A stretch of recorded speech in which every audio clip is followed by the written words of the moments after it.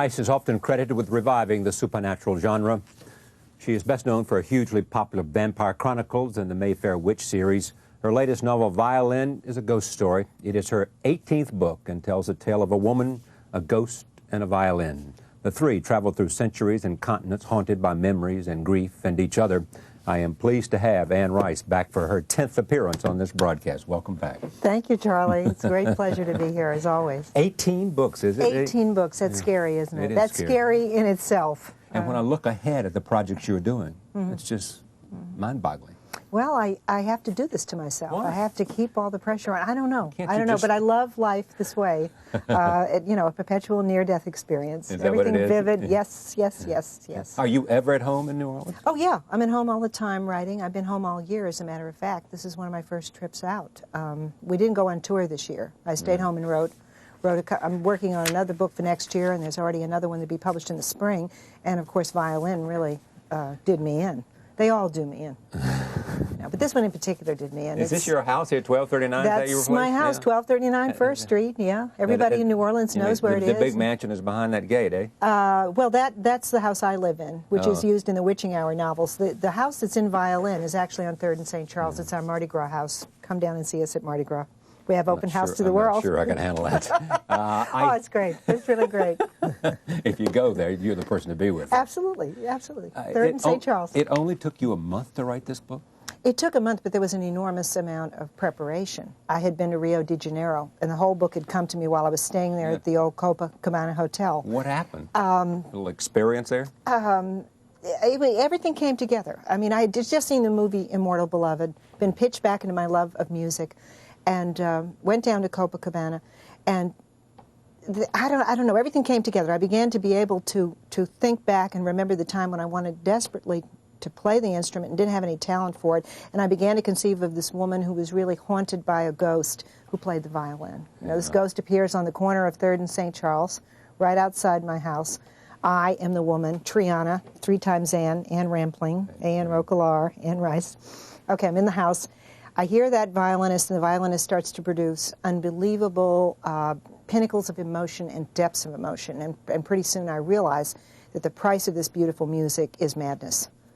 And I'm going to jump now. It's not really Triana. It's a fictional character, Triana. Triana then begins to battle with this ghost because she knows more than he does about what he's doing. So this is where the idea came from? Yeah. It all happened one down night there in Rio. Rio. And, well, I wrote it down over about 2 weeks' time. Yeah. I would come back to the room every night. You know, we'd run around Rio in the day. We'd go to Sugarloaf Mountain, Corcovado, the rainforest. I'd come back and I'd write just numbered scenes, like 1, Triana does this, 2. Longhand. I had only no computer, longhand. just longhand. I can't use those little fold-up jobs. You know, I have to have my big machine. In any event, when I came home, I had the whole thing done in those notes. And so the month was really like the performance, just getting to the keyboard and going, you know. So you can't say it was a month. It was, in a way, all your life and a month. And the story is? Well, the story is what happens with Triana and what happens with Stefan Stevanovic, this ghost. They have a battle and a love affair of sorts all the way to the end of the novel. And the novel, I think, is pretty well resolved. I can't see this as a series. Now, did I read this was like at one time 600 pages or something? And Oh, no, you pared no, it way no, down? no, It's no. always been about this No, size. it's about that long, yeah. I usually come up with one fair copy at the end, and that goes to the publisher. I edit and condense and cut and revise as I go along. I just work very intensely. And then when I press that button and print out, that's it. That's the only copy that really exists, and then off it goes. Then, of course, I can keep pressing that button, keep pressing it. You don't show it to anybody while you're writing these things? It's just... No, if I'm going to make a fool of myself, I'm going to do it on my own. Now, I'm 56. And So if I don't know how to write now, it's hard to say. it's If you don't time know how to do it now, open a restaurant. or something. You send it to the editor. Do they fool around with it much? No, they don't fool around with it at all. I have a wonderful editor, Victoria Wilson, and we came to an understanding a long time ago that she wouldn't touch the manuscript or change a word. And so, Wait a minute. Come on. See, there's something wrong here. No. There's something wrong here. Wait, what do you mean? What do you You have an understanding with the editor. She will not touch you. Absolutely. Why do you have an editor? I have an editor to respond to the book, To tell you whether it's good or not? publish the book, to produce the book, to fight for 9 months through the house, whether it's Knopf or Random House or whatever it is, to get the thing published, to choose that cover. Like Look at that cover. That Victoria Wilson chose that. Now, that's nothing to sniff at. Oh, she did this? That's Saint Sebastian. She didn't paint it, but she chose no, it. that she chose You're being rough today. You're in a bad mood, aren't you? You're being a bit unusual. No, look, editors don't have to change what you write. They really don't. Do you think Pavarotti's voice teacher gets on the record with Pav? I mean, like it gets thin, and the voice teacher jumps in and goes, ah. No, here's what I think. Every writer can be improved. Oh no, not. I don't want to be improved, nor do I want to read an improved writer. Really? When I read Hemingway, I want Hemingway. When I read Dickens, I want Hemingway Dickens. used to edit himself 32. Hemingway was one of the great editors of all time. And he edited himself like crazy. Hemingway, Anne Rice, whatever. Anne Rice, sure. If Anne Rice, if anybody's going to touch your prose, where does this prejudice come from? That you need somebody to change your work. But this surrounds the whole writing profession. Like, let's take this violinist that inspired me, Leila Josefowicz. Yeah. Violinist I dedicate the book to. Right. Do you think anybody jumps in and dubs in another instrument with Leila? No, That's I don't. what editing is. They want to change your words. You can't let them do it. I think probably she has someone that she can go to and listen to her play and make suggestions as to how she can play it better. Well, she's 19. I'm 56. Now, I've got to do it all myself. It's just the way I am. Just drawing out of sight of your personality that we all know is there. What about Enrico Caruso? I don't ever remember hearing about anybody telling him what to do. Oh, I bet you he took there in the streets of before. Naples. Oh, come on. Oh, why are you doing this to me? When did you get to be this prima donna? What did you get to be?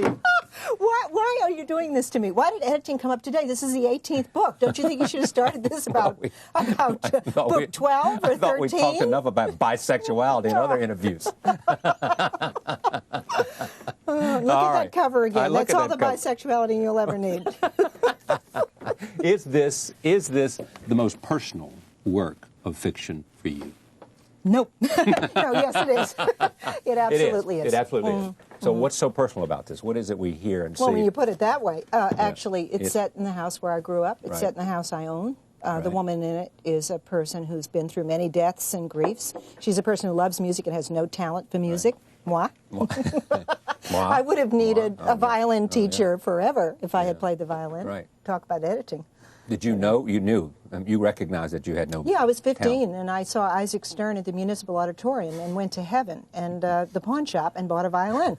Yes. And then I got the best teacher in New Orleans to teach me for almost nothing. And she said, honey, you can't hear quarter tones. You will never be a great violinist. Exactly. She said, you can join the orchestra by the time you finish college, but you will never be center stage. Yes. And I wanted to be center stage. And it was an agony, and I gave it up. I would never have been anything but mediocre. Just take me through, please, the parallels between Triana and you. God, Charlie, you are really in a strange mood. Just take you through, okay? Well, she's potentially a tormented genius, as am I. She needs to be liberated through the supernatural, as do I. Yeah. She's grieving in a great big mansion, as do I.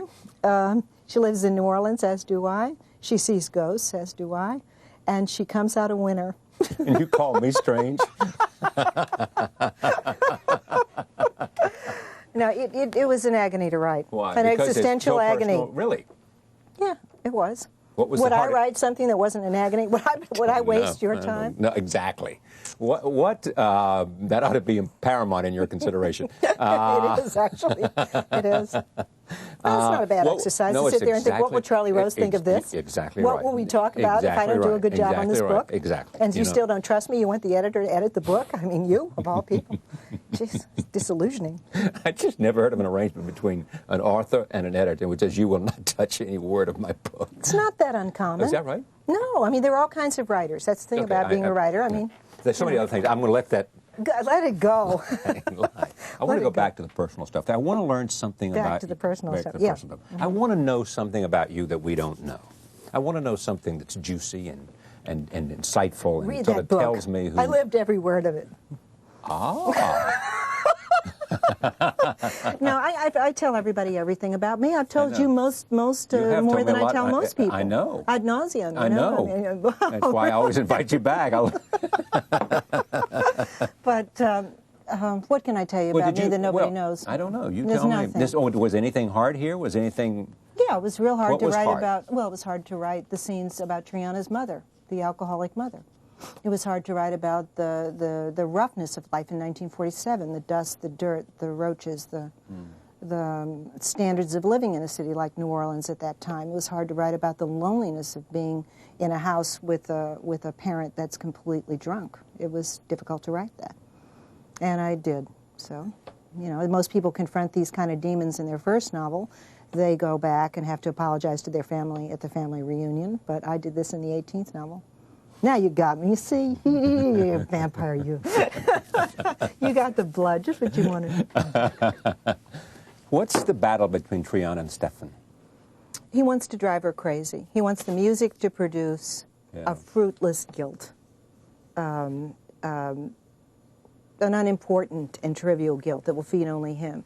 And Triana realizes when this happens that her own life has been devoted far too much to this kind of guilt.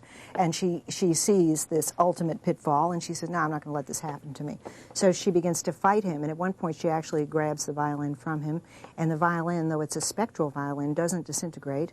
It stays solid, and she finds that she's able to improvise on it without an editor telling her what to do or changing a note. No, she's able really to throw her passion into this instrument and to bring something spontaneous out of it. And so after that, she won't give back the violin.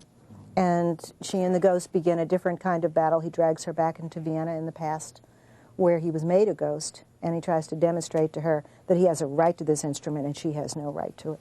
Was it hard to find the right Violinist? Mm-hmm. You listened to a lot of music, didn't you? Yeah, I came across Leila Josefowicz when I was listening to a lot of CDs, really just for inspiration. I was listening to everybody, the old guys, you know, Jascha Heifetz and Isaac Stern and Yehudi Menuhin, and then also I wanted to hear some of the new violinists, and I just happened upon Leila. And she had a recording out of the Tchaikovsky Concerto for Violin and Orchestra, and it was absolutely fabulous. She had terrific power, terrific authority, and terrific passion. And what'd you do then? Well, I listened to her over and over again. After I wrote, before I wrote, sometimes even during the time that I was writing. And then when the book was finished and in, I took steps to get in touch with her so that I could bring her down to New Orleans, perhaps, and introduce her to the readers, have a concert for her. And to my amazement, I found out that I could afford to do that and that she was willing to come. So we're going to have a concert with her on November 2nd in New Orleans. And we're going to meet her here right now. Roll tape. This is Leela in performance here on this set a few minutes ago. Here it is.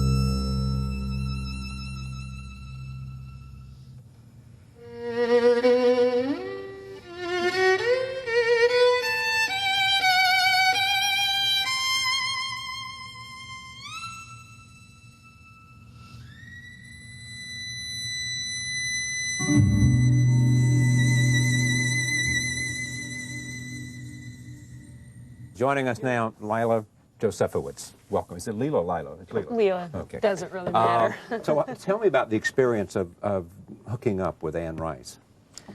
It was really stunning. Someone like you, Anne. I mean, you're so fabulous. You're so famous. It's unbelievable to me. It's Just trying to pay back because you thought I was. Go ahead. It's really amazing that you can reach out and be really interested in someone else's work. I mean, Leela. it's very, I mean. When I hear that music, when I hear that incredible power coming out of the instrument, it's something I want to pay homage to. Homage? Homage? Homage. Homage. Homage. Okay. I want to pay homage to it. Yeah. Well, I understand. I mean, you have your inner voice, and I have mine, and we all just try to let it speak. Exactly. When did you start playing the violin? When I was about 3 years old. It was just meant to be.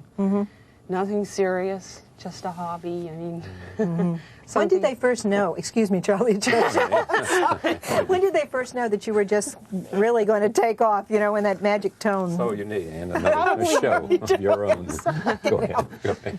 It was just probably after 3 years or something. I mean, I think I even realized when I started out how bad I sounded, and it's just a really long process to go through. I mean, Your parents enrolled you in that program, didn't you? in the Suzuki method, program, right? Yeah, they started me on everything. I mean, I mean, a lot of you ask me, so how did you choose violin? And I didn't choose at all. I mean, you had other instruments, huh?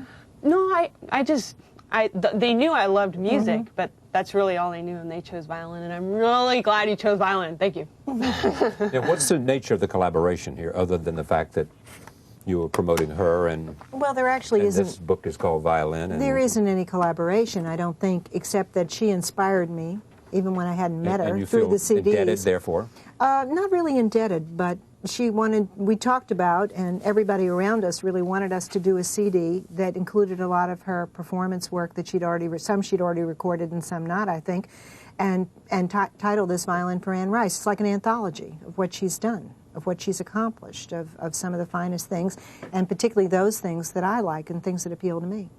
And I was all for it. I couldn't believe a legitimate violinist was going to put her name on a CD with mine. This was like the childhood dream was suddenly incarnated in Leela, and she was willing to put her name there. It was great. It was like the end of some sort of terrible drama, tragedy for me that had started at 15. Suddenly I'm in my living room, and here's this 19-year-old with the gift from God, and she's playing this music, and they say, she would like to gather together these pieces in a CD and call it Violin for Anne Rice. Great moment. It was a great moment. Yeah. It was not entirely without pain. It was kind of a painful moment. Why? I don't know. Because she could do the thing that I wanted to do, and she did it so beautifully. But it was an exquisite, painful moment. Yeah, I read somewhere that you no longer sort of fear death. No, I don't fear it at all. Hit me, buddy. No, I don't fear it. You've gone through enough death. Yeah, that's true. That's actually true. I no longer fear it, and I feel closer to an acceptance of it, I guess, than I've ever felt in my life. But that comes with age, don't you think? I wouldn't know. Do you have any premonitions? No, I don't have any premonitions. I really don't. I just live every day and make plans that are about, for the next month, the next week. Yeah, how much money to get through Christmas, that kind of thing. It's a problem when you've sold as many books as you've sold. Well, it's not the way it seems. What are you working on next? I'm working on a book called Armand. And it's right. about the vampire Armand. It'll be out in the fall next year. And it actually involves music, too. It involves a pianist that I have not met yet. I don't know the pianist, and she keeps playing the Beethoven sonata that's called the Appassionata. So will you do the same thing? Will you go out and get every pianist playing Beethoven you can find? Every CD you can find? Every piece of music you can find? I am doing that. I am. Looking for somebody who plays it just right for you? Yeah, I am. I have. I will. But I don't expect to find another Leela. That comes once in a lifetime. And you? What's next for you? Well, I'm basically playing a lot. And home is where? Home is here in New York. I just moved here from Philly. It's great. I love it.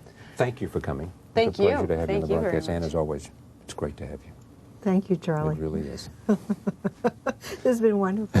It has been wonderful. It has. Now, see, people are going to think that you're mad at me. And that's No, I'm not mad at you. I love you. I love you. You don't want to leave them with the wrong impression. No. Anne Rice's book is called Violin. The CD is called Violin for Anne Rice. We thank you for joining us. We'll see you tomorrow night. See you then.